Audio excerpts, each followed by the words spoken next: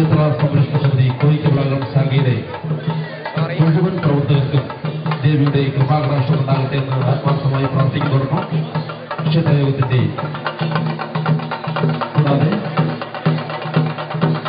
ഈ വർഷത്തെ കാലിലോട്ട് പഞ്ചായത്ത് മഹോത്സവത്തിന് ആശംസകൾ അർപ്പിച്ചുകൊണ്ട് കരികുളത്ത് നിന്നും ഒരു ഘോഷയാത്ര സംഘടിപ്പിച്ച ക്ഷേത്ര സംരക്ഷണ സമിതി കരികുളം ശാഖയുടെ മുഴുവൻ പ്രവർത്തകർക്കും ക്ഷേത്രയോഗത്തിന്റെ ആത്മാർത്ഥമായ നന്ദി കടപ്പാട് അറിയിക്കുന്നു. ഈ വർഷത്തെ ഉത്സവത്തിന് സമ്പൂർണ്ണ സദ്യകൾ നടത്തി ക്ഷേത്രയോഗത്തെ സഹായിച്ച എല്ലാ ഭക്തജനങ്ങൾക്കും ക്ഷേത്രയോഗത്തിന്റെ നന്ദി കടപ്പാട് അറിയിക്കുന്നു.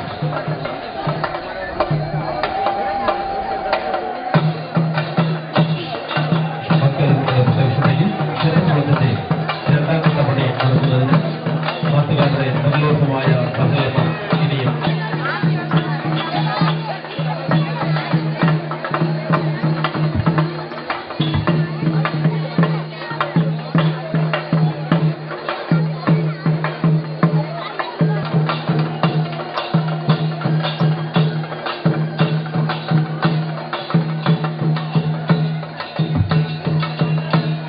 ആറാമത്തെ പോലെ ആരംഭിക്കുവാൻ പോവുകയാണ്. ഈ ആറാമത്തെ പോരന്റെ ഐതിഹ്യം എന്ന് പറയുന്നത് ബ്രഹ്മദണ്ഡ് ദാരികൻ ഭഗവതിയുടെ നേരെ ഉപയോഗിച്ച അവസരത്തിൽ ബ്രഹ്മദണ്ഡിൽ നിന്നും രക്ഷപ്രാപിച്ച ദേവി ഒരു പാറക്കല്ലിൽ തളർന്ന അവശയായിരിക്കുന്ന അവസരത്തിൽ ദുർഗാദേവി ഭദ്രകാളിയുടെ അടുത്ത് വരികയും വേഷം മാറി ഭദ്രകാളിയുടെ അടുത്ത് വരികയും മകളെ എന്ന് അഭിസംബോധന ചെയ്യുകയും നിനക്ക് യുദ്ധത്തിൽ ജയിക്കണം എന്നുണ്ടെങ്കിൽ ഒരു തന്ത്രം പ്രയോഗിച്ചാൽ മാത്രമേ അത് ജയിക്കാൻ കഴിയൂ. എന്ത് തന്ത്രമാണ് എന്ന് ചോദിച്ചപ്പോൾ ബ്രഹ്മാവിൽ നിന്ന്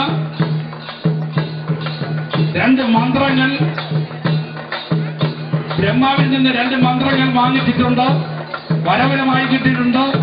ആ മന്ത്രങ്ങൾ രണ്ടും ദാരികന്റെ ഭാര്യയായ മനോദരി ഉപയോഗിച്ച് മന്ത്രം ഉരുവേറ്റിക്കൊണ്ടിരിക്കുകയാണ്, മന്ത്രം ജപിച്ചുകൊണ്ടിരിക്കുകയാണ്.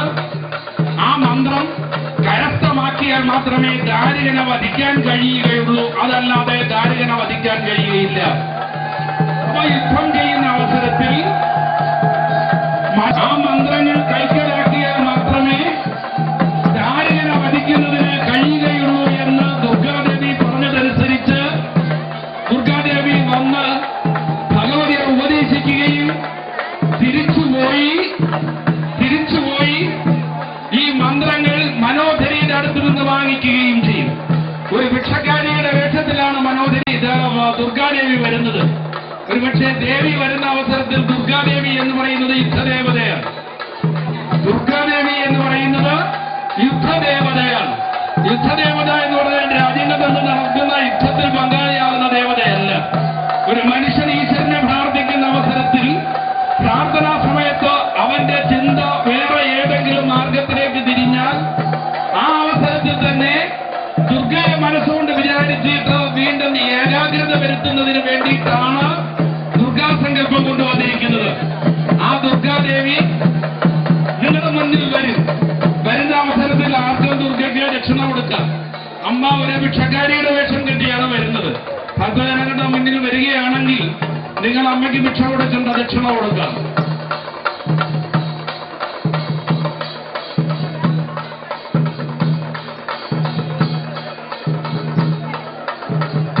ദക്ഷിണ കൊടുക്കാം. അങ്ങനെ മനോധരിയുടെ അടുത്ത് വരുന്ന ദുർഗ മനോഹരി ചോദിച്ചു, എന്താ വിഷയം, എന്താ മെലിഞ്ഞിരിക്കുന്നത്?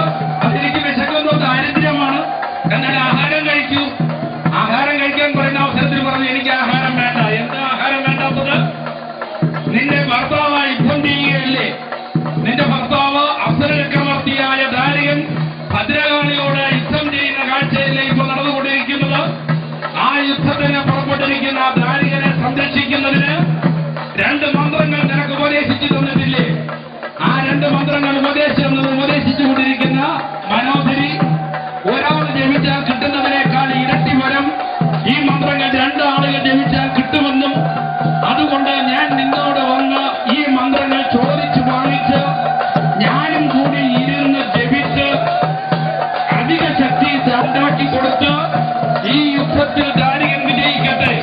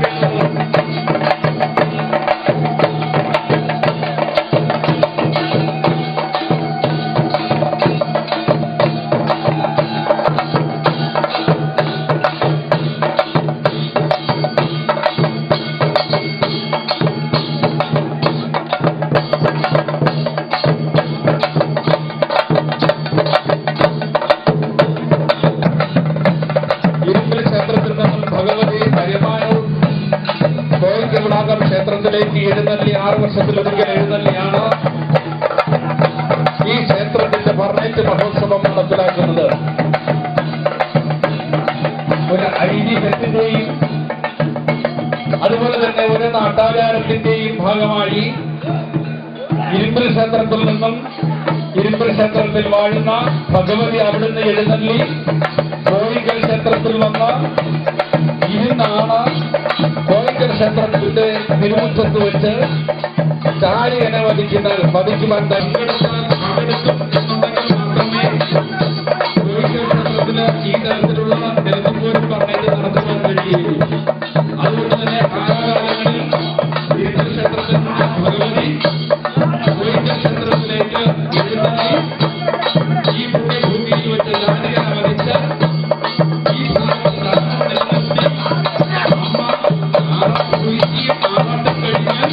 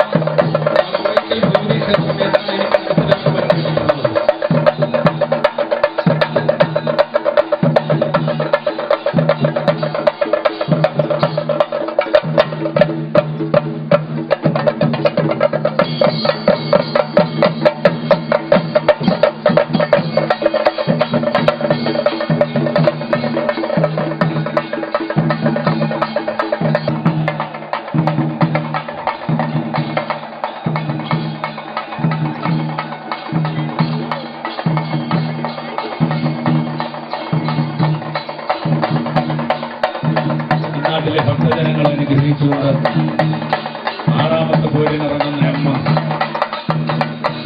6ാമത്തെ പോരിനിറങ്ങിയിരിക്കുന്ന അമ്മ ഇന്നത്തിലെ മുഴുവൻ ഭക്തജനങ്ങളെയും അനുഗ്രഹിച്ചുകൊണ്ട് ഈ നിലത്തിപ്പോര് കളത്തിന്റെ ഓരോ മുക്കിലും മൂലയിലും നിൽക്കുന്ന ഭക്തജനങ്ങളെ അനുഗ്രഹിച്ചുകൊണ്ട് അമ്മ കടന്നു പോകുന്നു. ഈ വരുന്ന ഇനി കടന്നു വരാനിരിക്കുന്ന 6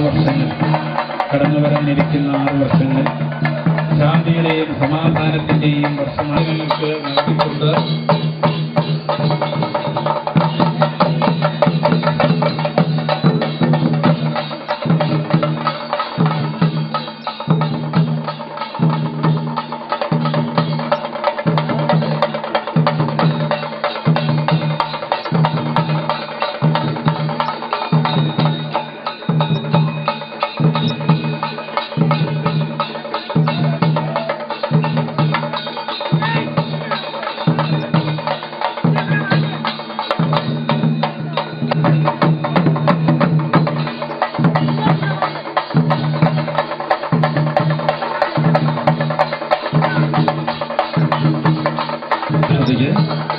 സമൂഹസദ്യ നടന്നുകൊണ്ടിരിക്കുന്നു.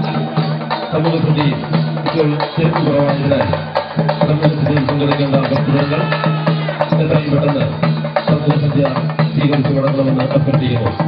സമൂഹസദ്യയിൽ ഇപ്പോൾ തിരക്ക് കുറവായതിനാൽ സമൂഹസദ്യയിൽ പങ്കെടുക്കേണ്ട ഭക്തജനങ്ങൾ എത്രയും പെട്ടെന്ന് സമൂഹസദ്യ സ്വീകരിച്ച് മടങ്ങണമെന്ന് അഭ്യർത്ഥിക്കുന്നു.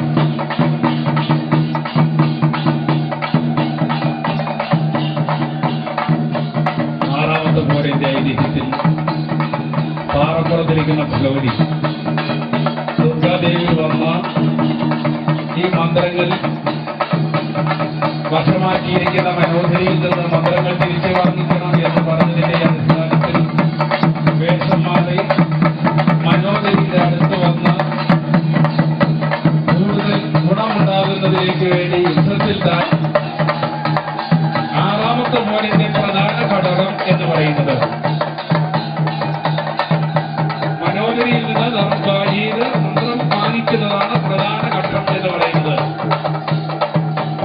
ആ മന്ത്രം മനോഹരി പറഞ്ഞു കൊടുക്കുന്ന അവസരത്തിൽ തന്നെ അവനോടുകൂടി യുദ്ധം ചെയ്യാൻ ഞാൻ തയ്യാറാണ്, അവനെ ഞാൻ തകർക്കും, ദാരികനെ കൊല്ലും, എന്റെ ജന്മകർമ്മം എന്ന് പറയുന്നത് ധർമ്മം നിലനിർത്തുക എന്ന് പറയുന്നതാണ്. പരമശിവന്റെ തൃക്കലിൽ നിന്നാണ് ഞാൻ ജനിച്ചത് എങ്കിൽ ആ കാമദേവനെ ഭസ്മമാക്കിയ ഭദ്രകാളി ആ തൃക്കണ് തുറന്ന് കാമദേവനെ ഭസ്മമാക്കിയ ശ്രീ പരമേശ്വരന്റെ അതേ തൃക്കണ്ണിൽ നിന്നാണ് ഭദ്രകാളിയായ ഞാൻ ജനിച്ചിരിക്കുന്നത്. ഭദ്രകാളിയായ ഞാൻ ജനിച്ചിരിക്കുന്ന അതേ തൃക്കണ്ണിൽ നിന്നുകൊണ്ടാണ് അവന്റെ കോട്ട ഞാൻ പൊളിച്ചിരിക്കുന്നു എന്ന് പ്രഖ്യാപിച്ചുകൊണ്ട് ആ കോട്ട പൊളിച്ച് ഭഗവതി തിരിച്ചുപോയിരിക്കുന്നു.